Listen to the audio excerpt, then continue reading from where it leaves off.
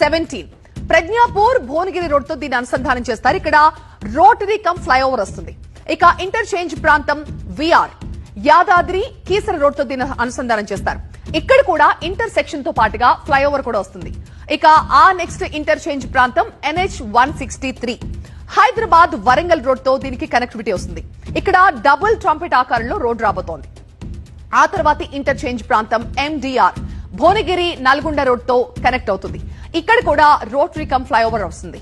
ఇక ఇంటర్చేంజ్ ప్రాంతం ఆ తర్వాత వచ్చేది NH 65 హైదరాబాద్ విజయవాడ రోడ్ తో దీన్ని లింక్ చేస్తారు.